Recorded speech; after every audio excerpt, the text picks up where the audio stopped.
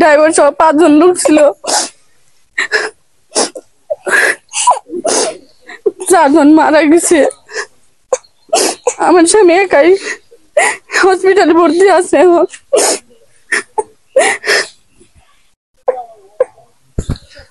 আমার স্বামী 6 মাস আগে বিদেশ গেছিল সৌদি। সৌদি যাওয়ার পরে 2 মাস পরে তার কাজ দিছে। কাজে যাওয়ার সাইডে সে উটের সাথে অ্যাক্সিডেন্ট করে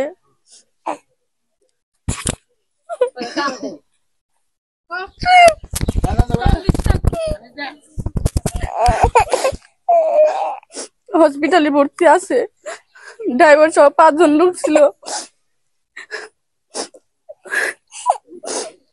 4 জন মারা গেছে। আমার স্বামী একাই হসপিটালে ভর্তি আছে এখন।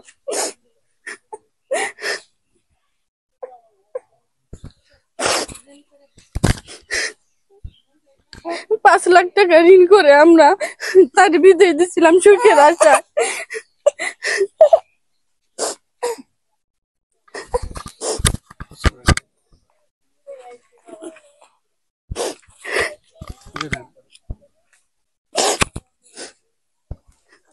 উনি কতদিন আগে বিদেশ গেছে? 6 মাস আগে। 6 মাস আগে বিদেশ গেছে। প্রথমে কামে নিবার নইছা, তারপর যাওয়ার সময় অ্যাক্সিডেন্ট হয়েছে। হ্যাঁ, প্রথমে কামে যাবেন চল, তখন অ্যাক্সিডেন্ট করছে। 1 টাকা পাঠায় নিকে। তারপর বড় হাসপাতালে চাল, ওই জায়গায় চিকিৎসা হইবার নিচাল, কেউ খোঁজ খবর নেই না দিকে তারে ছোট একটা হাসপাতালে ভর্তি করে দিচ্ছে। ওই জায়গায় কোনো চিকিৎসা হইতেছে না, তার খালি অক্সিজেন দিয়ে তুলে দিচ্ছে। 3 মাস ধরে পড়ায়। এখন ওনার সাথে যোগাযোগ হচ্ছে না আপনাদের?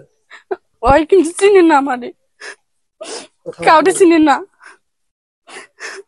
ওইখানে কাজের মাধ্যমে যোগাযোগ করতে, ওই হসপিটালে যে চাকরি করে উনি খবর দিতেছে আমাদের 2 দিন ধরে। কালকে থেকে সে খবর দিতেছে আমাদের কাছে, এর আগে কোনো খবর আইনি। এখন উনি কি বলছে, এখন কি বাংলাদেশে পাঠাতে পারবে? হ্যাঁ, বাংলাদেশে আনবার কইছে।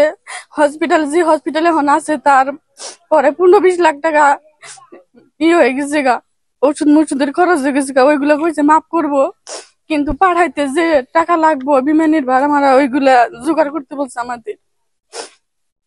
আপনারা সবাই আমার স্বামীর দেশে আনার জন্য সবাই সাহায্য করেন, আমার স্বামীর জানি বাংলাদেশে আনতে পারি।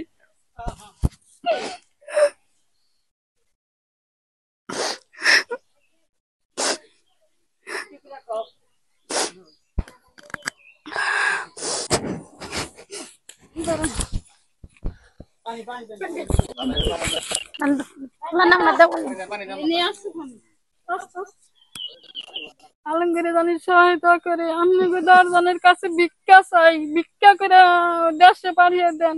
আর কেউ নেই, আমরা সহায়তা করে আরে বিদেশ পাঠাইছি, একটা টেহা পাঠিয়ে আরে নাই।